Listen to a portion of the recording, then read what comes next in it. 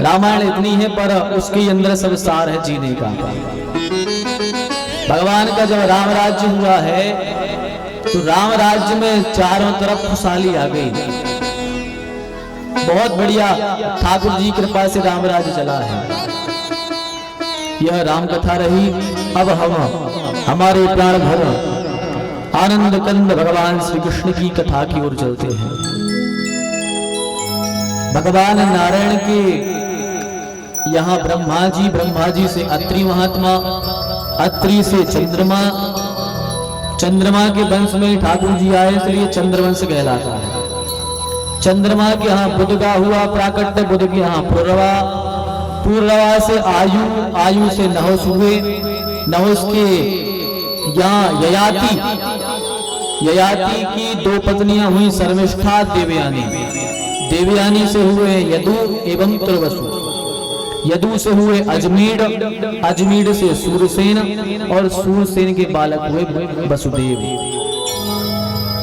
और इसी वंश में हुए महाराज उग्रसेन, उग्रसेन के यहाँ कंस का प्राकट्य हुआ, जन्म हुआ। कंस बड़ा अत्याचारी था, चारों तरफ उसने अत्याचार किए।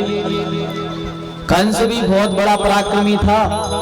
कंस के यहाँ ये पूतना, तृणावर्त, सकटासुर, अघासुर, बकासुर, व्योमासुर, अरिष्टासुर, जितने सुर थे ये बड़े बड़े बलशाली थे। कंस ने सबको जीता और अपने अधीन कर लिया था, सबको अपने अधीन कर लिया। बकासुर को अपने अधीन कर लिया। बकासुर बहुत बड़ा राक्षस था, कोई जीत नहीं पाता था, पर कंस ने उसे भी जीत लिया। और कंस ने जब जीता तो कहा कि तुम हमारे भाई बन जाओ। और बकासुर की बहन है पूतना, तो कहा पूतना हमारी बहन कहलाएगी। तो ऐसे इनने संबंध स्थापित कर लिए। चारों तरफ अपना राज्य फैला लिया कंस ने। चारों तरफ अत्याचार होने लगे। ब्राह्मण देवता ऋषि महर्षि यज्ञ तप न कर पाए। जहां जहां यज्ञ हो आग लगवा देंगे। सोचो भैया, ये कलयुग समझ, कलयुग सम युग नहीं, कलयुग जैसा युग और नहीं है। सतयुग त्रेता द्वापर में ऐसी कथाएं होती तो राक्षस आके आगे लगा देते। अपन तो वे फिर भी बचे हैं। आजकल के लोग तो भली भगवान की बुराई करते हैं, पर कम से कम वे मुंह से करते हैं। पहले के राक्षस इतने उपद्रवी थे कि अगर पहले ऐसी कथा होती कंस के राज में, सुबह हम पे आगे डाल देते, तेल डाल के हमें मार देते, तुम्हारों को मार देते। इतने बड़े बड़े अत्याचार होते थे।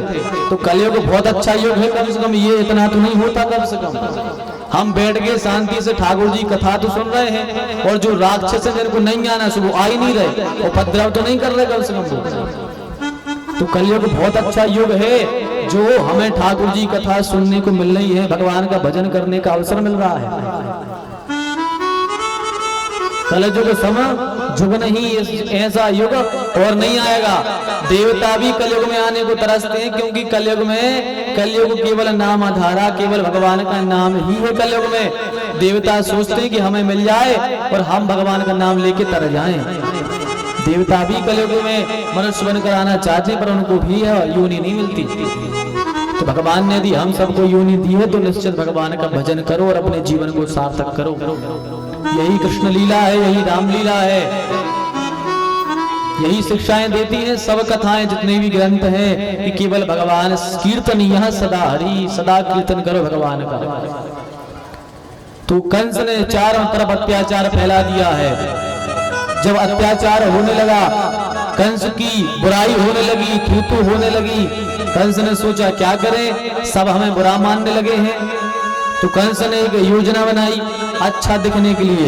इसने क्या किया, अपनी चचेरी बहन देवकी का विवाह वसुदेव जी के साथ में कर दिया, और इतना साधारण बन के विवाह किया जैसे बिल्कुल साधारण व्यक्ति हो।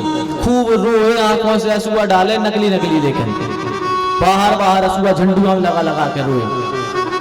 हाँ, झंडुआ लगा लगा के रोए कि लोग समझे अरे हमारे राजा साहब तो बाहर से कठोर हैं, अंदर से बिल्कुल पिघले हैं। ये तो नारियल की जैसी हैं, बाहर से कठोर, अंदर से बिल्कुल सरल। बहुत रोए और बोला, जब बहन की विदा होने लगी, नहीं बहन को विदा करने हम जाएंगे, सारथी आरती नहीं, हम खुद बनेंगे सारथी, हम खुद छोड़ने जाएंगे अपनी बहन को। तो सारथी को अलग कर दिया, रथ पर बैठ गया और अपनी बहन को छुड़ने जा रहा है। बहन को छुड़ने जा रहा है राजा कंस। जैसे ही छुड़ने जा रहा था उसी समय रास्ते में आकाशवाणी हो गई। आकाशवाणी हो गई, देवताओं ने कह दिया पहले ही से, व्योमवाणी कर दी, बोले अस्यात्वाष्टमो गर्भो हंता याम से बुधा। अरे दुष्ट कंस, जिस बहन को तू इतने चाव से इतने बड़े आनंद के साथ में छोड़ने जा रहा है, उसी बहन का अष्टम लाल तेरा काल होगा। अच्छा, आकाशवाणी क्यों भाई? देवताओं ने पहले से सूचना क्यों दी? क्योंकि देवता सभा को बताना चाहते थे जनता को कि देखो ये अभी झूठे झूठे आंसू डाल रहा था बाहर, विवाह में झूठे झूठे आंसू डाल रहा था। देखो आकाशवाणी भई, कंस तत्काल करा, तलवार निकाल ली और गर्दन काटने को तुल गया। देवकी की गर्दन काट देंगे, देवकी को मारने के लिए हो गया।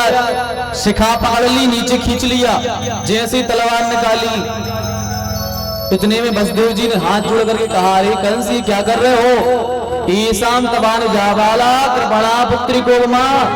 अरे कंस, इसको क्यों मार रहा हो? इसके पुत्र से तुम्हें नुकसान है, इसको मत मारो। बहन को मारोगे अपयश होगा तुम्हारा, और व्यक्ति तुम्हारी बुराई करेंगे। बहन को मार दोगे तो। कंस तो मूर्ख था पर फिर भी समझ गया। कहा कि सुनो, इनके जितने भी बालक होंगे सब तुम्हें दे देंगे, पर बहन को छोड़ दो। जब यह कहा तब कंस मान गया और बहन को छोड़ दिया। दोनों को कारागृह में डाल दिया। रोहिणी जी वहां से सीधी नंद बाबा के यहाँ चली गई। रोहिणी जी, रोहिणी वसुदेव जी की ही पत्नी है। पहले वसुदेव जी के साथ में रहती थी, लेकिन जैसे जेल हुई तो रोहिणी जी नंद बाबा के यहाँ चली गई, वहां जाकर के रहने लगी। अब एक एक करके कंस ने 6 बालकों को मार दिया। 6 बालकों को मार दिया। 7वें में बलराम जी आए। भगवान ने सोचा बलराम जी को यदि इसने मारने का चाहा तो बलराम जी ऐसा ना हो कि इसको ही मार दें, पूरी कृष्ण लीला यहीं समाप्त हो जाए। तो भगवान ने अपनी योग माया से कहा कि भैया बलराम जी को यहां से शिफ्ट करो, अलग यहां से ट्रांसफर करो। तो देवकी मैया के गर्भ से रोहिणी मैया के गर्भ में स्थापित कर दिया बलराम जी को शंकर शरण द्वारा, इसलिए उनका नाम ही पड़ गया शंकर शरण। अब 7 हो गए, अब अष्टम गर्भ को आना है। कंस ने भी चारों तरफ सेना बढ़वा दी। 10-10 हजार सैनिक खड़े हो गए। बोले भैया अब सतर्क हो जाओ, अष्टम गर्भ आने वाला है। 7 की चिंता नहीं थी, 8वें की चिंता ज्यादा है। 10-10 हजार सैनिक खड़े हो गए। कारागृह के बाहर खड़े हैं लाखों लाखों सैनिक। 7-7, 8-8 ताले डाल दिए। देवकी वसुदेव को कहा कैद कर रखा कारागृह में, अंदर 7-8, 8-10 जो अंदर थे, कमरों के अंदर थी, वहां कैद कर दिया पूरी सुरक्षा के साथ में। कि अष्टम बचना नहीं चाहिए, भागना नहीं चाहिए। चारों तरफ सेना का प्रतिबंध करा दिया। सब जगह हाहाकार मची है, भैया अष्टम आना है, अष्टम आना है। सब चिंता में है कि अष्टम आएगा तो होगा क्या। सब घबराए हुए हैं, सारी प्रजा घबराई हुई है, सारे सैनिक घबराए हुए हैं। सैनिक रातों की नींद भी नहीं ले रहे। क्यों? कंस महाराज ने कहा यदि सोए तो सर से कलम कर देंगे, यदि सो गए तो, यदि रात में हो गया बालक फिर, तो सारे सैनिक खड़े हैं, सब रोते जाते हैं। चारों तरफ पहरा लगा हुआ है। लेकिन अब सब देवता मिलकर के ठाकुर जी के यहाँ गए। भगवान अवतार कब लेते हैं? जब अति विपत्ति आ जाती है। कहते हैं जब जब हो ये धर्म की हानि, जब जब हो ये धर्म की हानि, जब जब हो ये धर्म की हानि, जब जब हो ये धर्म की हानि, बड़े असुर अभिमानी, बड़े असुर असुर अधम अभिमानी,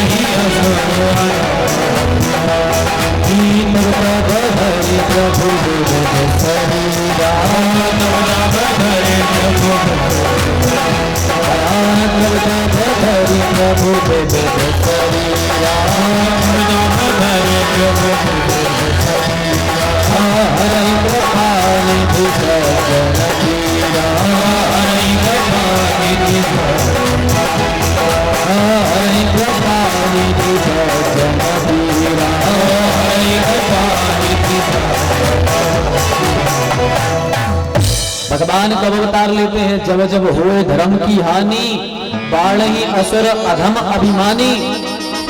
जब असुरों का अत्याचार फैल जाता है, धर्म की हानि होती है, लोग अपने धर्म को भूल जाते हैं,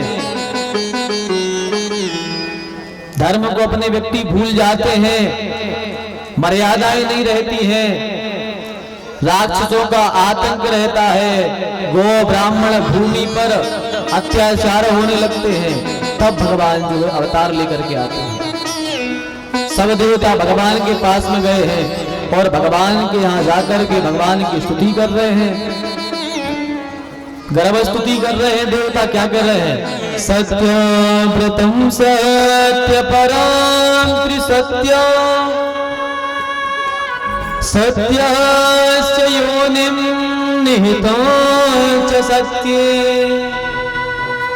सत्यस्य सत्यं मृत सत्य नेत्रं, सत्यात्मकं त्वां